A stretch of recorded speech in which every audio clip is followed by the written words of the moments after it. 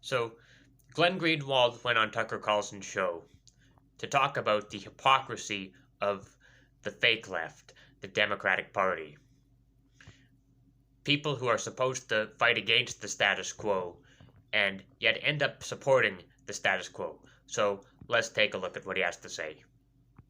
So Glenn Greenwald has, since 9/11, been yelling at the top of his voice about the disappearance of civil liberties in this country. He was mocked by many, including us. We don't mock him anymore. We think he was right. He's posted a Twitter thread that's worth reading on this subject. He's an independent journalist, writing on Substack very often. He joins us tonight. Glenn, thanks so much for coming on. I think we've reached the point where even people who didn't take this seriously, like me, are genuinely concerned.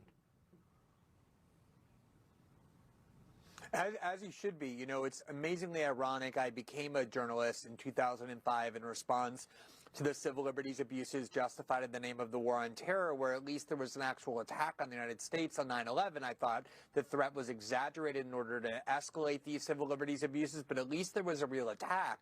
What is the most overlooked part of the Biden administration is that before January 6th, there was an attempt to import that war on terror, that first war on terror, onto domestic soil. Adam Schiff, one of the most authoritarian members of Congress, in addition to being one of the most pathological liars, had legislation pending that would do nothing but take that first war on terror and make it domestic. And you can look at a Wall Street Journal article on November 15th, 2 months before January 6th, right when Biden was declared the winner, where they said that a top priority of the Biden administration is to reintroduce the war on terror, but this time on domestic soil. So they justify it now in the wake of 1/6, even though before 1/6, this was what they were intending to do as a way of criminalizing their opposition and solidifying authoritarian powers on American soil. Do you feel like you're going crazy as, you know, the opposition party is being gutted by the DOJ, that nobody is saying anything about this? How can this happen and no one notices? One of the most bizarre things is that skepticism towards the U.S. security state, the CIA, the FBI, the NSA, were long-standing principles of left-wing politics in the United States. It was a staple of how the American left understood it. If you look at polling data or just the political framework now, where you see reverence for and belief in and applause for the CIA, the DOJ, the FBI, and the NSA is not on the American right, but on the American left. And it's the American right that has become skeptical of it precisely because it's being ushered in to punish criminal dissent. And that's why they called January 6th an insurrection, even while Biden mocks people and says, oh, you can't overthrow the U.S. government with your weapons. You need an F-15. And yet they turn around and say 900 people on January 6th is an insurrection. That's what they need to do to criminalize dissent on our soil. Right. And you called that early. There's a reason they're using that word. And to the rest of us, it was just annoying. But you saw immediately this was a legal precedent they were trying to set in order to do what they're doing right now. I appreciate, Glenn Greenwald, your persistence and your presence on this topic. Thank you. Thanks very much, Tucker.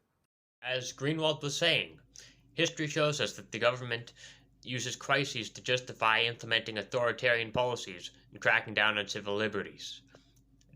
During the Bush administration, 9/11 was used to justify the Patriot Act, and weapons of mass destruction are used to justify war in Iraq. And now you have the same kind of authoritarian crackdown happening, except this time it's coming from the fake left, the Democrats. Trump is being used the election of Donald Trump was used to justify censorship on the internet. January 6th is being used to justify a news precedent of the FBI cracking down on innocent Americans. And the left, the people who are supposed to be opposed to the CIA, the FBI, and the NSA, are cheering this all on. They're cheering on the FBI going to Mar-a-Lago and cracking down on Donald Trump's civil liberties. And what the people need to do is they need to rise up and say no to this sort of authoritarianism.